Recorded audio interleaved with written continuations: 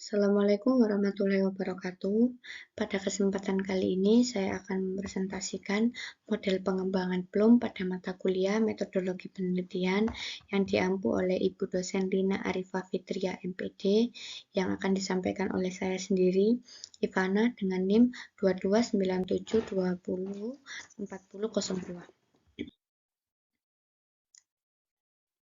Yang pertama yaitu tentang penelitian pengembangan. Penelitian pengembangan adalah suatu usaha untuk mengembangkan produk efektif yang nantinya akan digunakan oleh sekolah. Produk efektif yang akan digunakan oleh sekolah bisa berupa instrumen soal, instrumen penelitian, modul bahan ajar, dan juga modul-modul lainnya. Penelitian pengembangan juga bisa diartikan sebagai sistematik terhadap desain, pengembangan, dan evaluasi program, proses, dan produk pembelajaran yang harus memenuhi kriteria di antara lain validitas dan kepraktisan. Yang akan saya sampaikan yaitu model Bloom. Model Bloom adalah model penelitian yang sangat intens dengan subjek penelitian yang terdiri dari 3 tahap utama, yaitu penelitian pendahuluan, fase desain, dan tahap penilaian. Fase-fase penelitian pengembangan Bloom, yang pertama fase investigasi awal atau penelitian pendahuluan, yang kedua ada fase desain atau pengembangan, yang ketiga ada fase penilaian atau assessment, dan yang keempat ada kualitas hasil pengembangan. Langkah-langkah penelitian pengembangan Bloom. Yang pertama, penelitian pendahuluan. Penelitian pendahuluan mencakup 5 aspek, yaitu analisis kebutuhan dan konteks, analisis kurikulum, analisis konsep, analisis peserta didik, dan analisis literatur. Pada analisis kebutuhan dan konteks, kita akan mengevaluasi pembelajaran. Yang mana di evaluasi pembelajaran nanti, kita akan menemukan masalah atau kendala dalam pembelajaran. Yang kedua, analisis kurikulum. Analisis kurikulum kita bisa melihat karakteristik kurikulum, bisa melakukan pemilihan materi seperti apa, materi apa yang akan kita gunakan pada penelitian pengembangan. Yang ketiga, yaitu analisis konsep. Analisis konsep di mana konsep satu dengan konsep yang lain berkesinambungan. Antara analisis konsep dan analisis kurikulum saling berkesinambungan. Karena dalam IPA konsep satu dengan konsep yang lain itu saling berhubungan. Yang keempat yaitu analisis peserta didik, di mana analisis peserta didik ini kita bisa mengetahui berbagai karakteristik peserta didik, kita bisa mengetahui pembelajaran bagaimana yang mereka inginkan. Yang kelima, analisis literatur, di mana kita telah melakukan analisis kebutuhan, analisis kurikulum, analisis konsep, dan analisis peserta didik. Kita telah menemukan permasalahan di lapangan yang nantinya kita akan berikan solusi dalam penelitian pengembangan ini.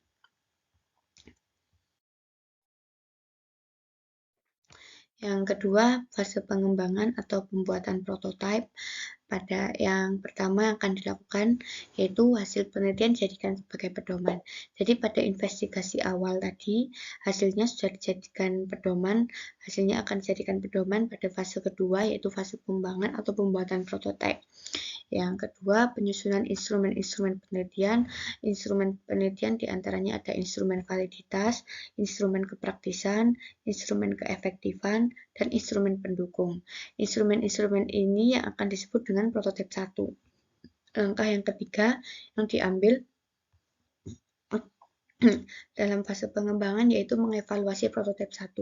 Evaluasi prototip 1 dilakukan oleh peneliti sendiri, di mana mengevaluasi prototip 1 itu mencari kesalahan yang tampak, mencari kesalahan-kesalahan kecil yang bisa disadari oleh peneliti sendiri. Contohnya kesalahan penulisan, kesalahan pembuatan tabel, atau kesalahan-kesalahan lainnya. Setelah mengevaluasi prototip 1, kita akan melakukan evaluasi one-to-one yang akan menghasilkan prototip 2. Nah, evaluasi one-to-one ini kita akan memberikan prototip 1 kepada validator yang nantinya akan divalidasi, yang pada validasi ini kita menentukan keakuratan isi, kita menentukan layak atau tidaknya instrumen-instrumen tadi. Nah, hasil dari validasi bisa mencakup 3 kriteria. Kriteria yang pertama yaitu valid dan layak digunakan tanpa revisi. Yang kedua, valid dan layak digunakan dengan sedikit revisi.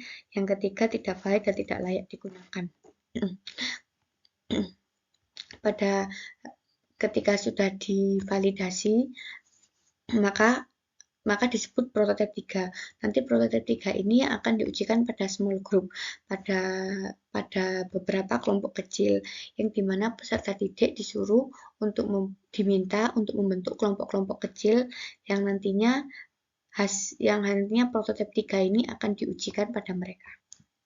Dengan catatan, small group ini atau kelompok-kelompok kecil pada para peserta didik dikelompokkan dengan kemampuan berpikir yang berbeda-beda. Selanjutnya yaitu fase penilaian atau assessment. Fase penilaian ini juga bisa dikatakan dengan fase uji lapangan. Yang pertama yang akan diuji yaitu uji praktikalitas, di mana uji praktikalitas